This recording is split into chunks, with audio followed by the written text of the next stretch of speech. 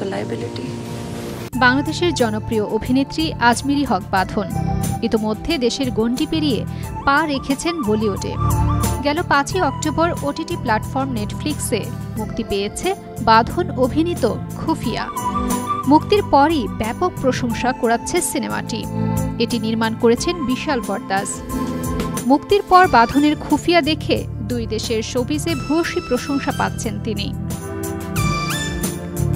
সিনেমায় বাঁধনকে একজন সমকামী হিসেবে দেখানো হয়েছে। বাংলাদেশের পরিবার, সমাজ ও সামাজিক মূল্যবোধ অনুযায়ী এই চরিত্রটি তাই হয়ে পড়েছে প্রশ্নবিদ্ধ।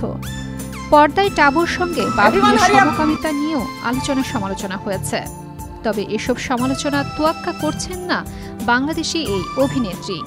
বলিউডে প্রথম ছবিতে স্বল্প স্ক্রিন উপস্থিতি থাকলেও বাঁধনের অভিনয় সমাদৃত হচ্ছে বলে জানান তিনি। বাঁধন বলেন, সমাজের কিছু লোক সংকীর্ণ মনের, কিন্তু এটাও ঠিক বাংলাদেশ সবাইকে স্বাধীনভাবে বাঁচার অধিকার দিয়ে রেখেছে। আমার বয়স এখন 40, 35 বছর বয়সে জীবন নতুন করে শুরু করেছি। তার আগে একটা বাঁধন ছিল, তার পরেও একজন বাঁধন রয়েছে। আগে পরিবার, বন্ধু, সমাজের জন্য বাঁধন বেঁচেছে, এখন বাঁধন বাঁচে নিজের জন্য। কোনো শিকল নেই তার।